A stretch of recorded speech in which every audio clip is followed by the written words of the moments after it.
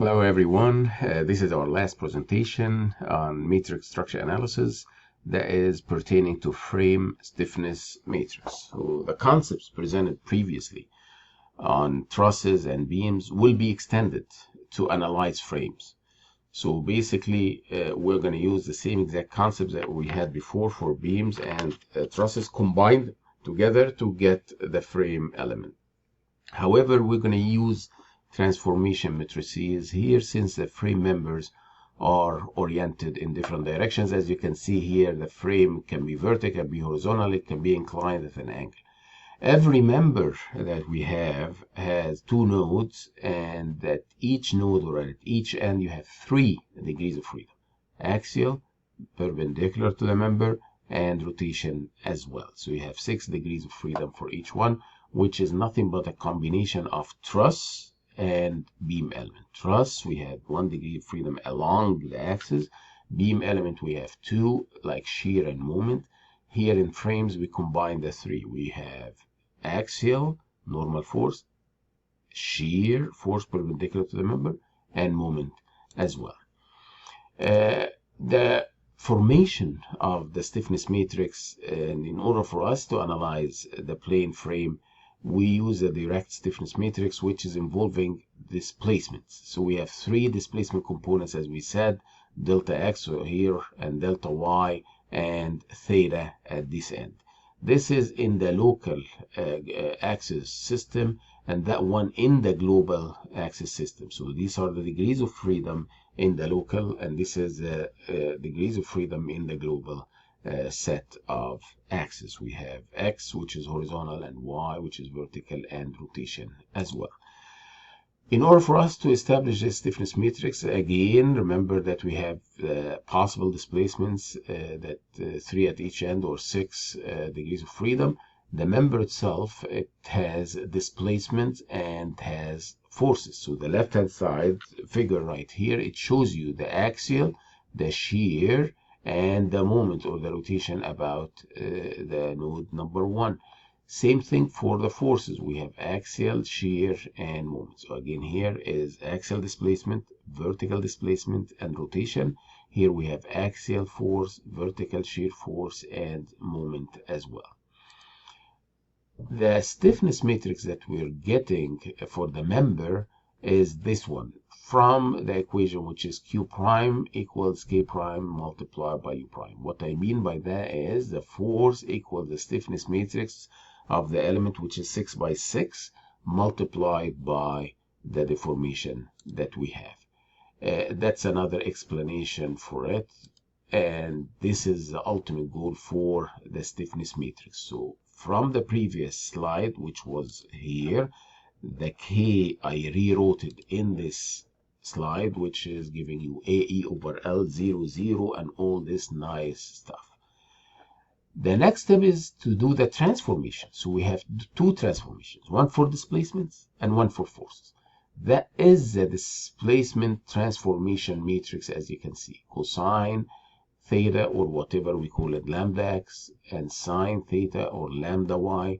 That is transforming the displacements in local and global coordinates. So as we know, in plane frames, the members are oriented in different directions. Then it's necessary for us to transform the stiffness matrix that we have for the individual member from local to global coordinate system before we formulate our ultimate objective, which is global stiffness matrix of an element. So again, clear your mind. You have the local stiffness matrix of the element, then we did transformation for it, and then we're going to get the global stiffness matrix of the element. That is as far as the displacement. I am going to show it to you again as L and M. L is nothing but what? Cosine of theta. And M is nothing but what? Lambda y, or sine of theta. I just wanted to highlight that with you. This is as far as the displacement. You can show it in this way as cosine theta and sine theta. You can call it lambda x and lambda y. You can call it LM. Whatever you call it, it is nothing but cosine of the angle and sine of the angle. That is a displacement transformation matrix 6 by 6. As far as force displacement, for the force displacement, we have another transformation matrix, which is a transpose of the previous transformation matrix for displacement. Again, the transformation matrix for forces is a transpose of the transformation matrix for the displacement. It looks as such: L negative M. What did we have before? Let's see.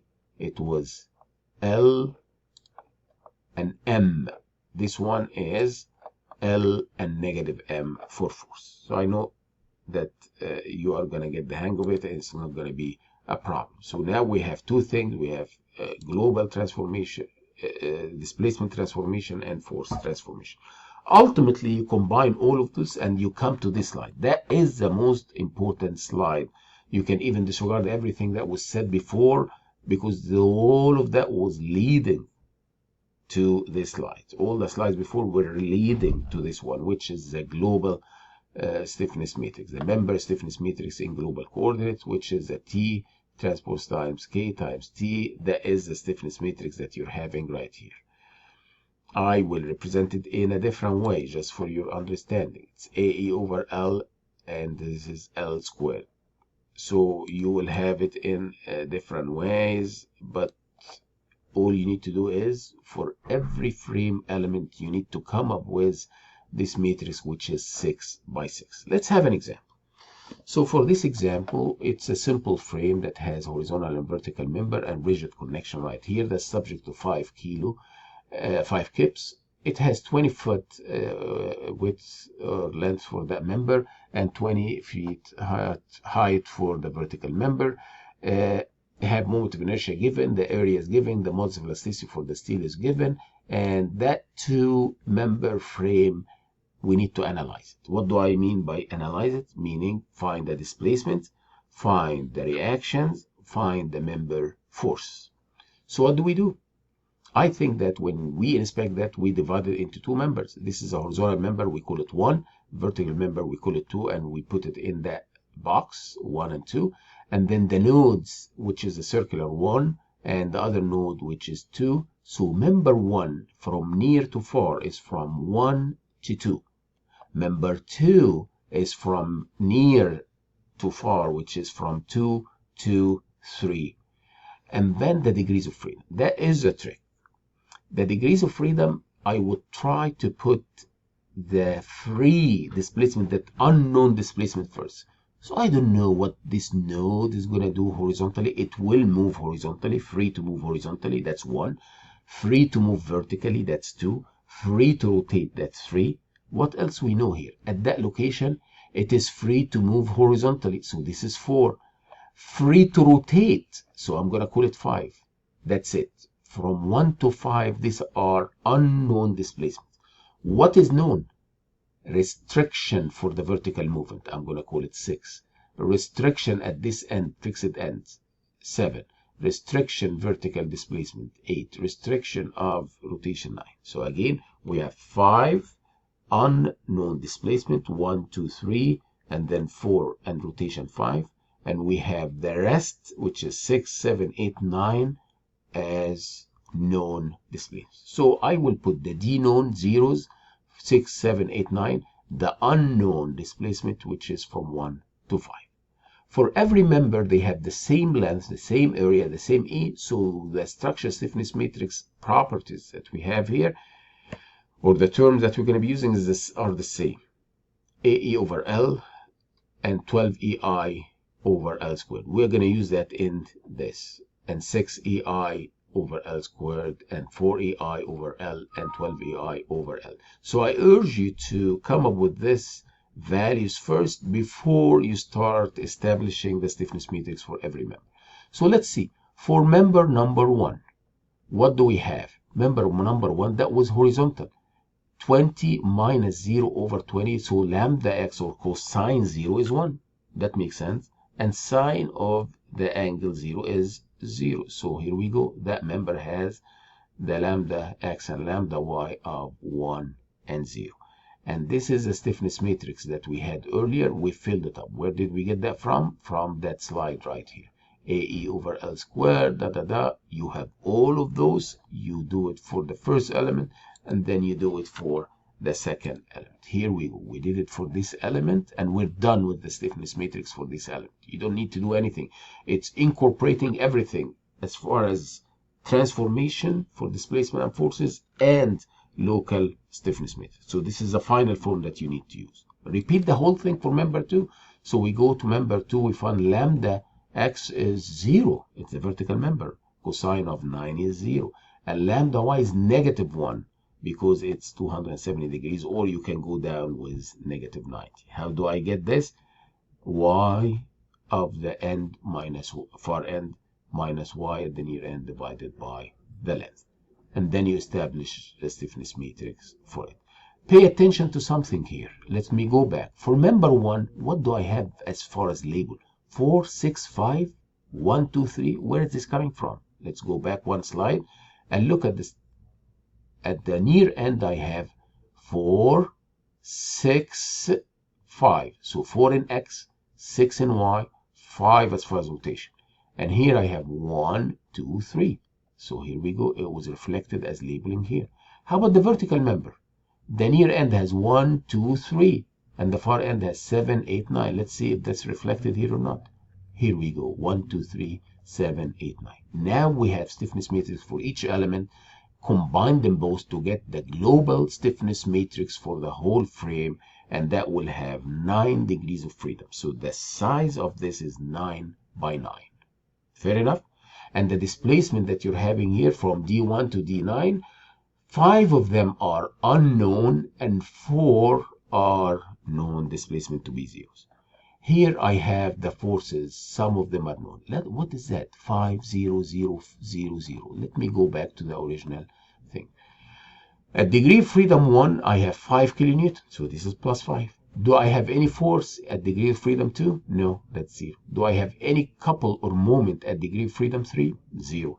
Do I have any load at this location? 0. Do I have any moment at degree of freedom 5? 0. The rest in 6 and 7 and 8 and 9 are unknown unknown reactions. Here we go. Q6, Q7, Q8, Q9.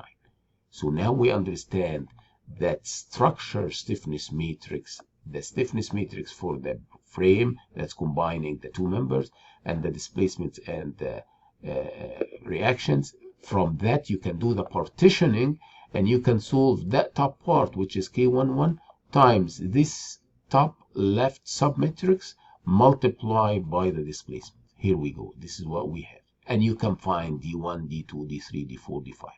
After you do that, you go to the reactions. So here we go. After I came up with the displacement, you come up with the reactions. So how do we do the reactions again?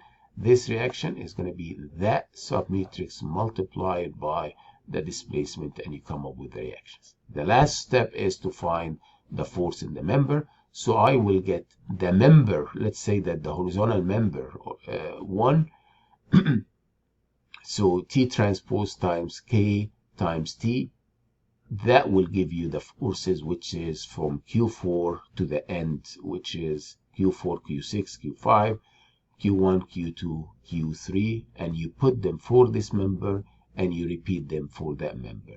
You ultimately going to come up with all the forces in the member. So we came up with displacements, we came up with reactions, and we came up with the forces in the member. So again, this member, as you can see right here, the beginning of it, what is it? Let's see. The beginning is 4, 6, and 5. And the end is 1, 2, 3. Did we do that? Let's see. 4, 6, 5, 1, 2, 3. That is what we're trying to show. All I need you to do is your homework, the last homework that you're going to be submitting next week, I would say by even Thursday of next week, is that problem, that same exact problem. Use the software. That's all I'm asking you to do, is use the software to analyze this frame and come up with results and compare it to whatever you're having here and send me your results. If you've done everything as far as the assignments that I have for trusses, for beams, and this one for frames, you will be in very good shape and you don't need to worry about anything. Thank you so much. It was enjoyable to share with you this discussion.